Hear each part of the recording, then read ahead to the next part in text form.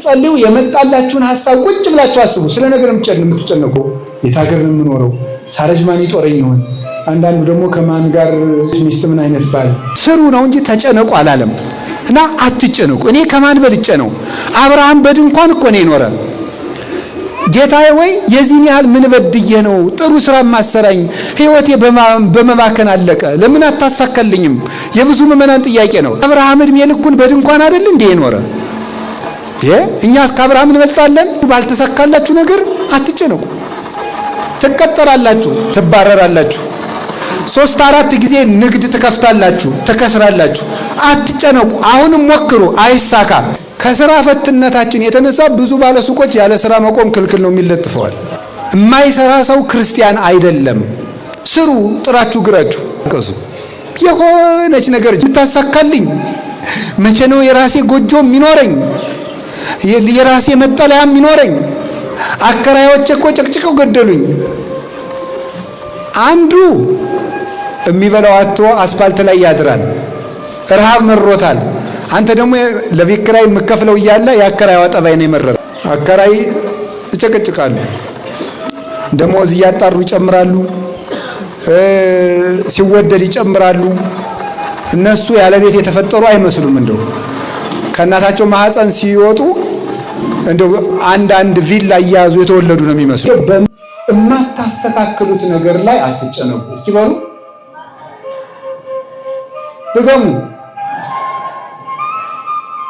ምን ማተቡት ነገር ላይ ለምሳሌ መኑ እሙስቴትክሙ በተክዞ ዘይግል ወስቆ አሐደ መተበዲ በቆሙ። ከእናንተ መካከል ተጨንቆ በቁመቱ ላይ 1 ክንድ መጨመር የሚችል ሰው አለ ወይ አለ ጌታ። ነው እንደዚህ አይዶ ትንሽ 1 ክንድ አሁን የእንትናን ማንም ባለው የዳርዊንን የዝግመተ ለውጥ ቲዮሪ አንዳንዶቻችሁ ታውቁታላችሁ። ሰው መጀመሪያ አንድ ዝንጀሮ ነበረ። ከዛ ኑሮውን ለማሻሻል ሲጥር ምን እያለ መጣ? እንደዚህ እያለ በሁለት እግሩ ቁጭ አለ፣ ቆመ አለ። ምን ነው ዛሬ ረጃጅም ሰዎችን አጫጭር ሰዎችን እንዲህ እያሉ እንደ ቀጭኔ ጥቂት መዘዝ ቢሉ የማይሆን ነገር የሚያወራው ይዘውዬ። ዛሬ ያሉ ዝንጀሮቹ ስለምን አይሻሻልም? ለነገሩ ውድቅ ተደርጓል በራሳቸው በዘመናዊ ሳይንቲስቶች። አሁን ውድቅ ሆኗል የሱ አስተምህሮ። ሰው በቁመቴ ላይ 1 ክንድ አሁን አንዲት ሴት ወንድ ልሁን አይሆንም። አንድ ወንድ እኔ ሴት ነው ወንፈል አይሆንም። ሴት መሆን ነበረብኝ ብላ አትጨነቅ። ወንድ መሆን ነበረብኝ ብላ አትጨነቅ። አጭር መሆን ፈልግ ነበር ብላ አትጨነቅ። ረጅም መሆን ነበረብኝ ብላ አትጨነቅ።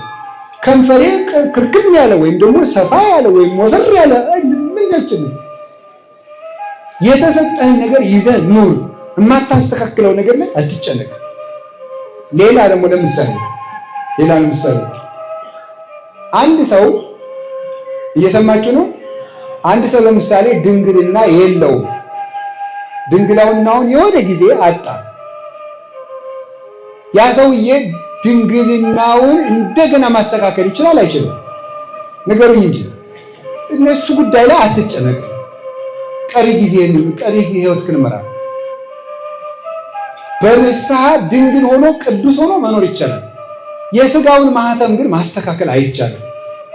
ስለዚህ ማስተካከል ወይኔ ድንግል ሆኖ ኑሮ ወይኔ ባልጥሎ ነው ወይኔ ቢሆን ኑሮ አትበል። ያለፈ ነገር ላይ አይምሮን አታድክም፣ አታሰቃየው። ወደፊት ነው ማሰብ። እንደገና ሄደን እንደ ኮምፒውተር አንዱ ብለን የማናስተካክለውን ነገር ሄደን እንደገና የማናስተካክለው ነገር ላይ አትጨነቁ። የታሪክ ሪሳይክል ቢን የለም ወይም ትራሽ የለም አውጥተን እንደገና የምናመጣበት የለም። እንደ ኮምፒውተር ፕሮግራም ያለፈ ነገር በቃ አልፏል፣ አይመጣም። እንደውም አንድ ጽሑፍ ሳነብ ያገኘሁት እንገራችሁ። ሰዎች 48% ስለ ነገ በመጨነቅ 48% ነው የሚያሳልፉት። ደግሞ ከዚህ ትንሽ አነስ ያለውን ፐርሰንት ስለ ትናንት በመጨነቅ ለዛሬ የሚያስቡት 10% ስለ ትናንት ይጨነቃሉ። እንዲህ ባለ ኑሮ እንትና የሚባል ጓደኛ ባይኖረኝ ኑሮ ይሄንን የትምህርት መስክ ባልመርጠው ኖሮ እንትና የሚባል ሀገር ባልሄዱ ኖሮ እንደዚህ ብዬ ባልናገር ኖሮ እዚህ እንደዚህ ባልከፍት ኖሮ በቃ ኖሮ ሆኗል። ያን ማስተካከል አይቻልም። ባህር ዳር ባልመጣ ኖሮ፣ አዲስ አበባ ባልመጣ ኖሮ፣ ጅማ ባልመጣ ኖሮ፣ መቀሌ ባልመጣ ኖሮ፣ አሜሪካ ባልመጣ ኖሮ እንዲህ ያለ ነገር ባላደርግ ኖሮ ሆኗል። እሱ በቃ ስለሆነ ያንን የሆነ ታሪክ እየመዘዝክ አትጨነቁ። ማስተካከል የማትችሉት ትናንት ላይ አትጨነቁ። ከቃሉ ጋር ናችሁ? ከቃሉ ጋር ናችሁ? እግዚአብሔር ከሁላችን ጋር ይሁን። ማስተካከል የምንችለው ማንን ነው? ዛሬን። እስኪ ዛሬን በሉ። ዛሬን ማስተካከል ይቻላል። ስለዚህ ስለ ትናንት አትጨነቁ። ሌላስ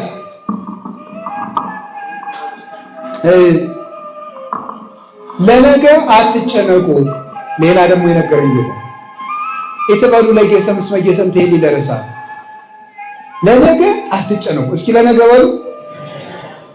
ለነገ መጨነቅ ዛሬን ያበላሻል። ለምሳሌ የአስኮላ ተማሪ እንዲህ ያደርጋል።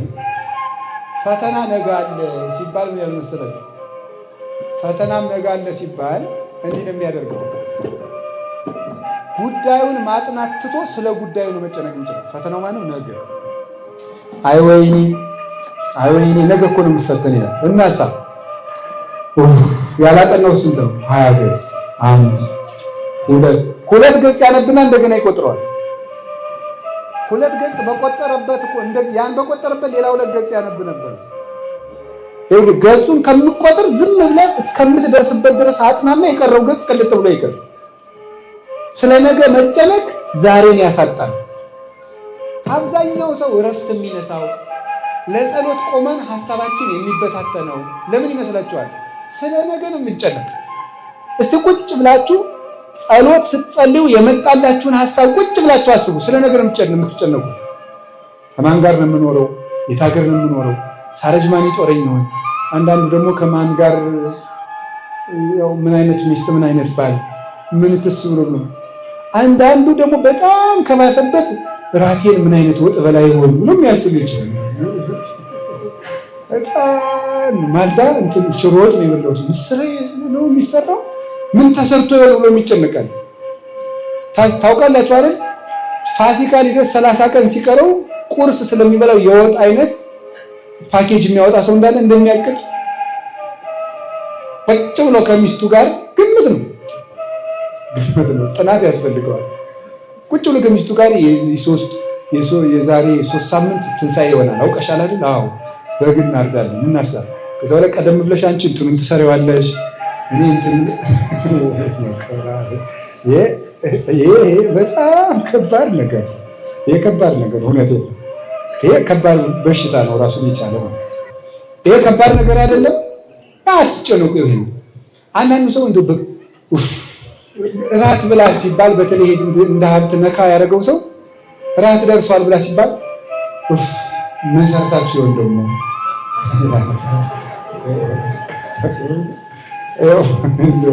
እናቴ እንደው አይ ዱራ አናውቅም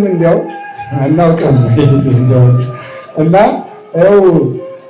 ቅዱስ ዮሐንስ አፈወርቅ ይላል መሰላችሁ፣ ምግብ አልበላህ ካለ ይላል ጾምን ዋልና ሞክረው። እመቤቴን ቅዱስ ዮሐንስ አፈወርቅ እኮ ነው የሚለው አለበ እኔ እንደው ደግሞ እኮ ሆስፒታል ሄዶ እኮ ነው ዶክተር እኔ ምንም እንደው ምግብ ይሻለኝ አይደል ሳያመው እንደዚያ ቃል ይሄ ሰውዬ 2 ቀን ነው ጦሙን በደንብ አድርጎ ማሳደር። እዚያ በኋላ እንደው የሆነች አውሬ እንኳን አብሮ ጎርሶ ሲጥ ብትበይ ዝም ብለሽ ነው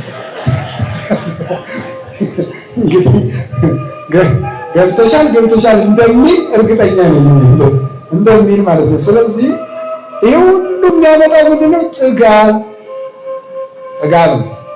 በእርግጥ እንደው ዝም ብሎ ያገኛችሁን ሁሉ ጥረጉ አላልኩም። ሰው መቼም አዘጋጅቶ መብላት ነውር የለውም፣ እግዚአብሔር የሰጠን ነገር ነው።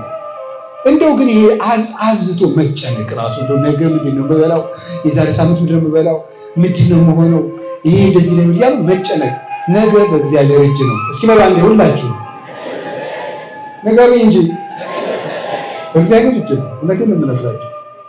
እኔ አሁን ጣና ቂርቆስ ገዳም ነው የምሆነው፣ ነገ ምን እንደምሆን እግዚአብሔር ነው የሚያውቀው። እዚህ ይጥለኝ እዚያ ይጥለኝ እሱ ያውቃል። የሰው ልጅ እንደ ዕቃ ነው መኖር ያለበት። ዕቃ ዝም ብሎ ይኖራል። እኛ በፈለግን ጊዜ አንድ ጊዜ ወደ ሳሎን እንወስደዋለን፣ አንድ ጊዜ ወደ መደርደሪያ እናደርገዋለን። እግዚአብሔር በፈለገ ጊዜ የሚያምርብን ቦታ ያስቀምጠናል። እሱን አምነን ታዘን እንደምን እንደ ዕቃ እንኑር። ዝም ብሎ ቆላ ቢያኖረን ደጋ ቢያኖረን እሱ ያውቃል። እኛ የእሱ ዕቃዎች ነን፣ ልጆቹ ነን። ሕፃን ልጅ የት ላይ ሊቀመጥ እንደሚያምርበት እናትና አባት ያውቃሉ። እሱ ግን የእሳቱን ብልጭልጭ ታይቶ እምቢ ደጃው ዳር ነው የሚቀመጥ ብሎ ሊያስቸግር ይችላል። እናቱ ታቅፋ ወስዳ መደብ ስታኖረው እሷ እንጨት ለቅማ ስትገባ ምድጃው አጠገብ ቁጭ ብሎ ስታገኘው እንደገና ወስዳ መደብ ላይ ስታስቀምጥ እሱ እግዚአብሔርና እኛ እንደ እናትና አባት እንዲህ ነው። እኛ ይህን የሚሻለን ስንል እግዚአብሔር ደግሞ ወስዶ አይህን የሚሻል ሲለን እኛ ደግሞ እዚህ ነው ስንል የምናየውን እያየን። ስለዚህ እግዚአብሔር ሰዎች ነገ ማን ይጦራችኋል? መድኃኒዓለም ያውቃል። ለነገ አትጨነቁ። ይሄ ማለት አታቅዱ ከማለት የተለየ ነው። ሳያቅዱ መኖር ዝርክርክነት ነው። ለ50 ዓመትም ለ100 ዓመትም ለ500 ዓመትም ይታቀዳል፣ እቅድ ይታቀዳል። ለነገ መጨነቅ ማለት ለነገ መኖር፣ ለነገ ማቀድ፣ ለነገ መስራት፣ ለነገ መዘጋጀት፣ ይሄማ የተቀደሰ ነው። ለነገ መጨነቅ ማለት ግን ምን ይሆን ገና ምን ይመጣ ይሆን ብሎ ምጥ መያዝና እንቅልፍ ማጣት የመጨረሻ። ስለዚህ ለነገ አትጨነቁ። የመጨረሻ አምስተኛ የምነግራችሁ ኃጢአት ከሰራችሁ በኋላ ተናዘዙ እንጂ ይቅር ይለኝ ይሆን ብላችሁ አትጨነቁ። የሰማችሁ ነው? አዎ ኃጢአት ከሰራችሁ እውነቴን ነው። ኃጢአት ከሰራችሁ አንደኛ እንዳንሰራ የቻልነውን እናደርጋለን። ከሰራን ምን ማድረግ ነው ያለብን? ምን ማድረግ ነው ያለብን? ኃጢአት ያልሰራን ሰው መሆን እንችላለን። ኃጢአት የሰራ ሰው ወደ አባቴ ቤት እሄዳለሁ ነው የሚለው። ኃጢአቱን እያመሰለሰለ እንቅልፍ አጥቶ ተሰቃይቶ ሲኖር ተስፋ በመቁረጥ ይወስደዋል። የኃጢአት ራስ ተስፋ መቁረጥ ነው ይላሉ አባቶች። ተስፋ የቆረጠ ሰው ሌላ ኃጢአት ይጨምራል። የፈለገ ግን የረከሰ ጉድጓድ ውስጥ ብኖር ተመልሼ ወደ አባቴ ቤት እሄዳለሁ ምን ይባላል? እግዚአብሔር ደግሞ ይቅር ሊለን የታመነ አምላክ ነው። አግኝቶን ነው ይደልነት ነው እንደሱ ያለ ቸር ያለ በጉ እንኳን ወደ በረቱ መጥቶለት እሱ በግ ፍለጋ የሚወጣ አረኛል እንደ ክርስቶስ ሲያገኝም እኮ እየደበደበ ለምን ጠፋሽ አንቺ በግ ብሎ እየገረፈኝ ወስድ አይደለም ወሶ በረከበ ጾሮ ዲሎመት ከፍቶ ሲያገኘን በትከሻው የሚሸከም እረኛ ነው ያለው። በትከሻው ተሸክሞ የማና አንደኛ የሚታገዘን፣ ሁለተኛ ከፍ የሚያደርግ አምላክ። ቀድሞ ከነበርንበት ይልቅ ንስሐ ስንገባ ከፍ የሚያደርገን ጌታ ክርስቶስ ነው። በንስሐ ይቅር ተብዬ ይሆን? አሁን አንዳንዶቻችሁ ንስሐ ገብታችሁም እርግጠኞች አይደላችሁም። ከከተማ ቄስ ከተናዘዛችሁ እንደገና ከገዳም ደግሞ ትናዘዛላችሁ። ለምን? ኃጢአቴ ብዙ ነው ይቅር ያልተባልኩ ይመስለኛል። ይኸውላችሁ የገጠሩ ቡታንታ ያደረገው ቄስም ይስጣችሁ፣ ከተማ ላይ ያለው ሱሪ የለበሰው ይመስላችሁ፣ ቀጠን ያለ ቄስም ይስጣችሁ፣ ቦርጭ ያለው ቄስም ይስጣችሁ። ግዴ ከተማ ያለ መነኩሴም ይስጣችሁ፣ በረሃ ያለም ይስጣችሁ፣ በደንብ የሚበላ ቄስም ይስጣችሁ፣ ትንንሽ የሚበላም ይስጣችሁ። ኃጢአታችን የሚቅር የሚለን ማን ነው? መድኃኒዓለም በሉ። ቄሱ ነው መድኃኒዓለም ነው። አዎ። ስለዚህ ይቅር አልተባልኩም ለምን ትላላችሁ? ክርስቶስ ምንድን ነው ያለ? የተጠማ ቢኖር ወደ እኔ ይምጣ። እስኪ በሉ ወደ የተጠማ ቢኖር በሉ ወደ እኔ።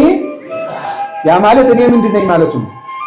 ውሃ በሉ እንጂ ውሃ ውስጥ የተጣለ ደብዳቤ መልሶ ይነበባል? ስለዚህ ክርስቶስ ውስጥ የጣልነው ዕዳችን መልሶ አይነበብም። ጌታችን ኢየሱስ ክርስቶስ የምህረት ውሃ ነው። እሱ ላይ የወረወርነው የዕዳ ደብዳቤ ማንም አንስቶ ማንበብ አይችልም። መልሰን አንጠየቅም። ጌታችን ኢየሱስ ክርስቶስ የነፍሳችን በረሃ የሚያረሰርሰው ፍሬ እንድታፈራ የሚያደርጋት የህይወት ውሃ ነው። ወደሱ ከመጣ አትጨነቁ ያለን እኮ ዝም ብሎ አይደለም። እኔ አትጨነቁ ብዬ የምሰጠው የለኝም። ክርስቶስ ግን አትጨነቁ የሚለን ራሱ መፍትሄ ስለሆነ እንደ መድኃኒዓለም ያለ የለም። ጸልዩ፣ አንኳኩ ይከፍትላችኋል። ሩቅ አምላክ አይደለም፣ ቸርና ቅርብ አባት ነው። አማኑኤል አይደል ስሙ? አማኑኤል ማለት ነው እግዚአብሔር ከማን ጋር ማለት ነው? ከኛ ጋር። ጌታችን ኢየሱስ ክርስቶስ እኮ አምላካችን ነው፣ መልሶስ ወንድማችን ነው። ለምን? የማንን ስጋ ነው የለበሰ? የኛን ስጋ። ዘመዳችን ነው። የእኛን ስጋ ለብሷል። አምላካችን ደግሞ ነው፣ አባታችን ነው። በጥምቀት ወልዶ ሩቅ አይደለም። እንደሆነ ባለስልጣን ራቅ ብሎ እንደው እንደዚህ ደጅ ጸንታችሁ ወረፋ አስጠብቆ የሚገኝ አይደለም። እቤታችሁ ጠርታችሁት የሚገኝ ቸር አባት። እንደዛ ስለሆነ ኃጢአት የሰራችሁ ሁሉ